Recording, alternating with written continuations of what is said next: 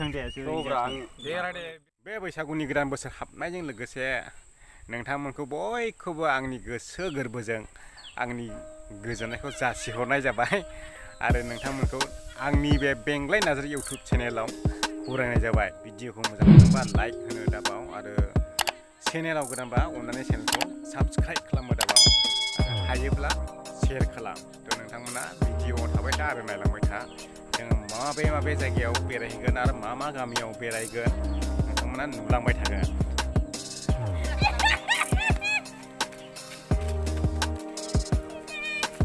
हय आरो सामा मुङा मोजांलायनो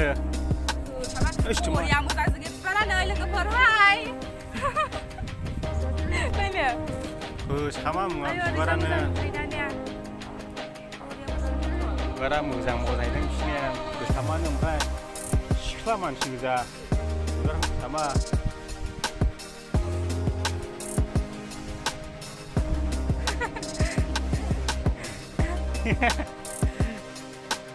बेरायनो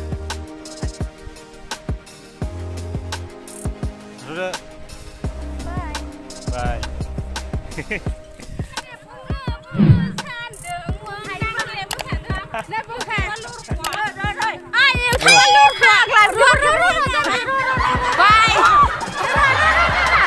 Bye.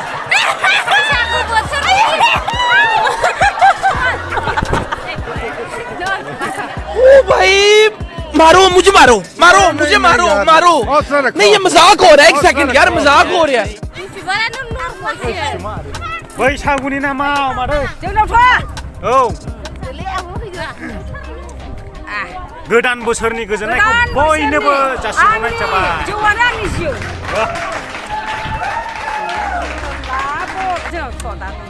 औ थांगोन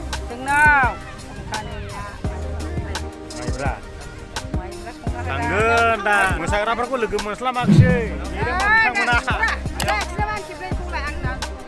जादों नुदों दा बैसागुनि नामाव लोगोफोर रावबो गाज्रि मोननो नाङा बेखौ बयबो गोदान बोसोर होननानै मानियो ना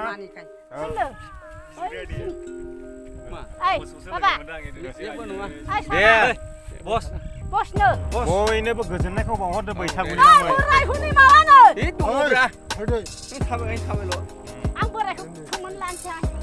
दे जै जाथों जै जाथों दे बेखौ बानायथ' बैसागु आरोखि आखाइ हमग्रोनि बैसागु बोसोर गोदाननि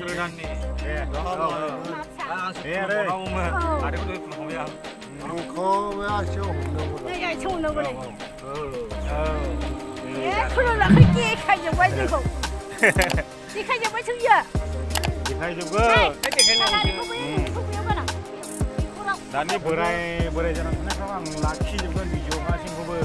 जों देना नायनो लुबैबा नायनांगौ मुङा इदिमोन होननानैहाय नोंसोरो जों दा बोरायबाय नोंसोर थाब फैना थांगोन होनबानो जों फैग्रोगोन दा आं भिडिअ थिखोना नुनोब्ला बयबो नुगोन उमुङा इदिमोन उमुङा मोजांथारमोनलै बेबायदि सावरायलायगोन ना गामियाव दिनैसिम थो जों दसे क्लिप लाबाय जाबाय दा जोङो दस्रा जायगायावहाय थांबावनोसै जोङो दाने आमथिखायाव आरि लांनायसै गासै बाजै लिंहरगासिनो लोगोफोरना मोना नायनोसै नोंथांमोनाबो नायलांदो हेपि निउ इयार बिथाङा जा दुगाथार बिहाव बिखुनजोनाव फैनो मोननायखाय बैसागुनि नामावहाय बिहाव बिखुनजोनाव आलासि मोनजाफैदोंथ' दुगायानो अयथासार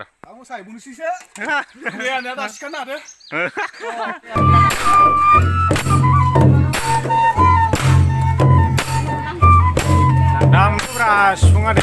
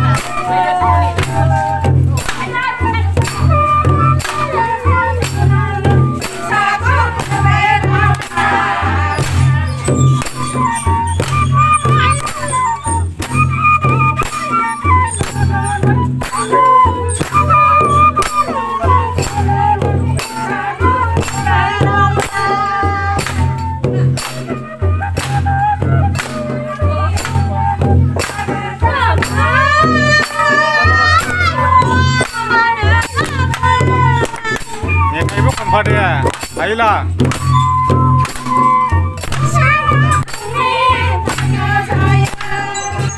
बैसागु मोसानो लोगोफोर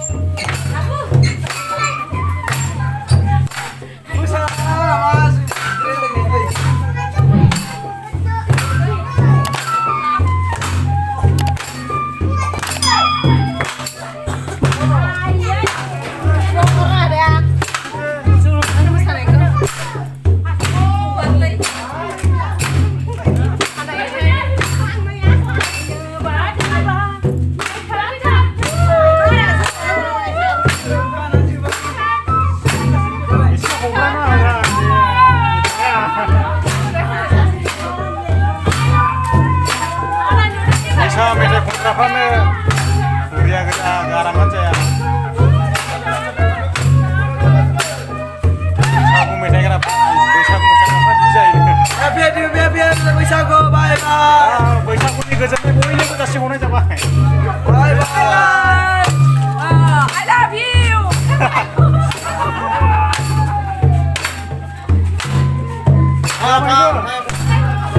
बाय बाय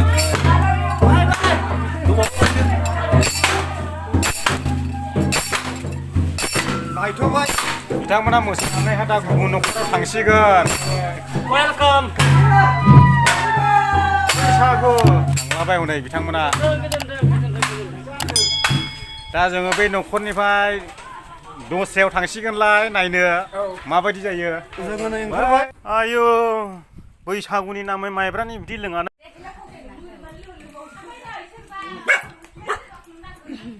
एसे आराम खुलुमनायबा आबौ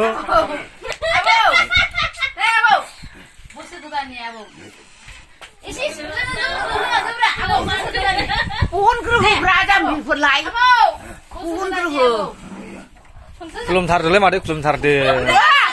फैसा लायगोन औ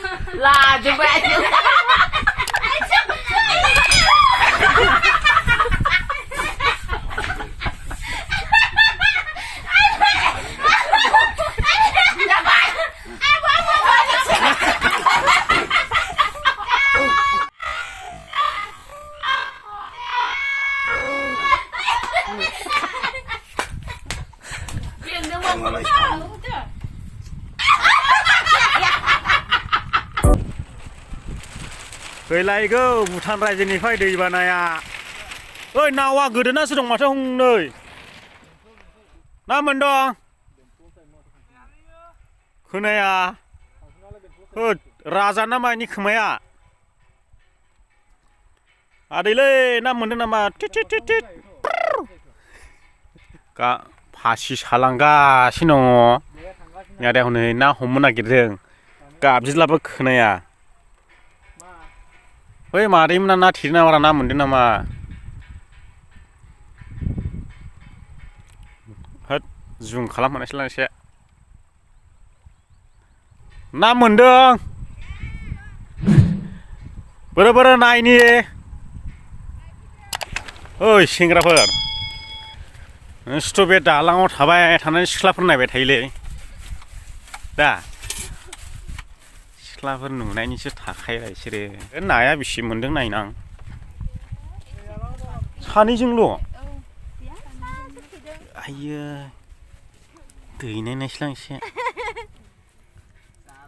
बाथोन जानो लोगोफोर दुन्दिया गोरलैजों गांजेमा बाथोन लायनायनि आइयो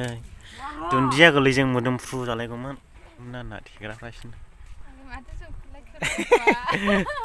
माथो जाखो ना थेनानै जाग्राफोरखौ सरखारनो देखायनांगौसो सरखारा नायाना जोंखौ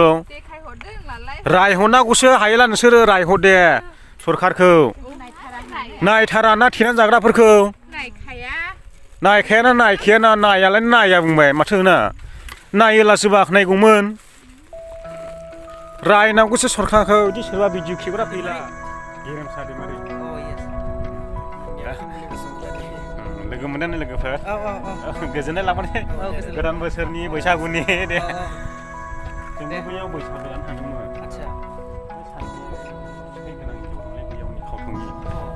जों बैसागु जानो थांबा फन खालामबाय आङो रायहरबाय सोर गावनि हिनजावखौ सिथोजानो गिनानै जोंखौहाय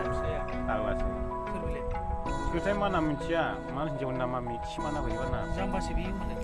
दा रायहरबाय सोरा माने दाखाल सोरबा फिसाइ गोनांनि हिनजावखौ जों गोसोथोयो नामा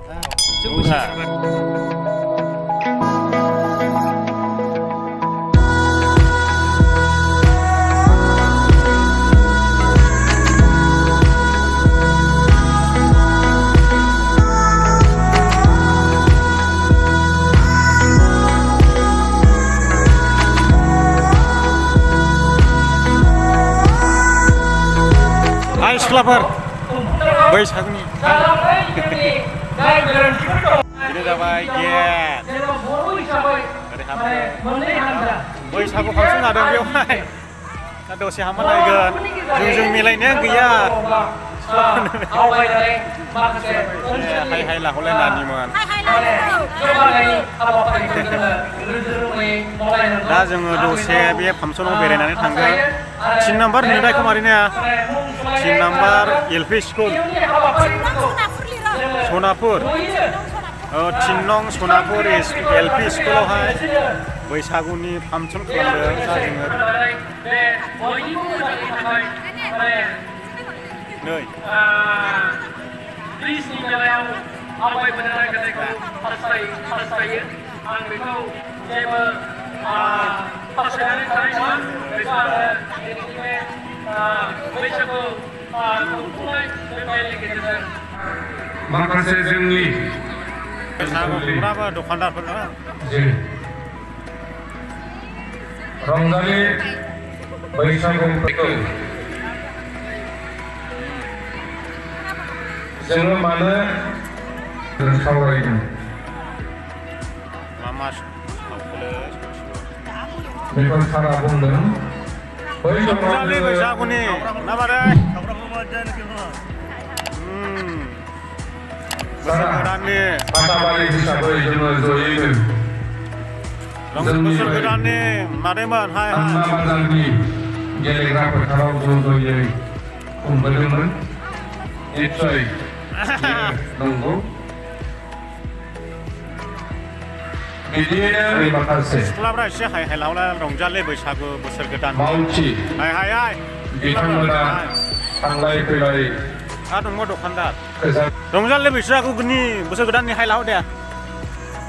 आया बेखौ लानानैनो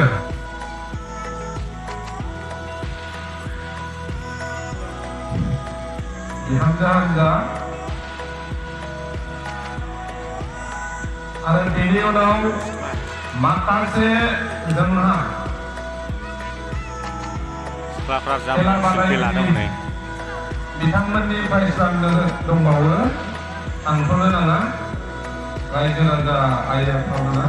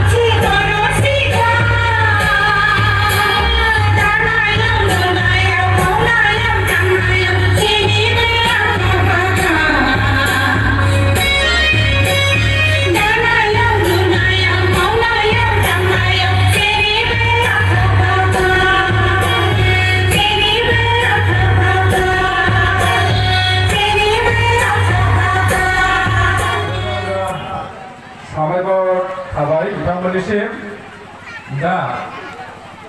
बान्था हिसाबै गोबां सौफैदों।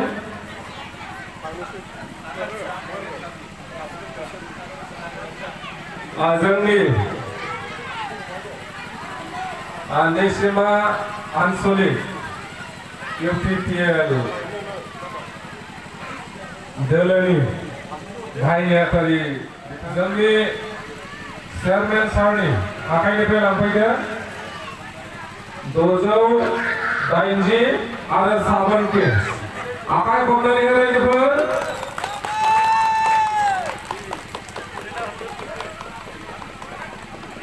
जाहाथे फैबाय थानाय समाव बिदिनो दुम दुम हाव हाव जानाय गोसोखौ सुग्लायहोफैबावो गुरै खावलायहरनाय जाबाय। आंनि अनजाग्रा लोगोफोर नोंथांमोना भिडिअखौ मोजां मोनदोंब्ला लाइक शेयार साबस्क्राइब खालामनो दाबाव। एसेनोसै गोजोननाय थाबाय।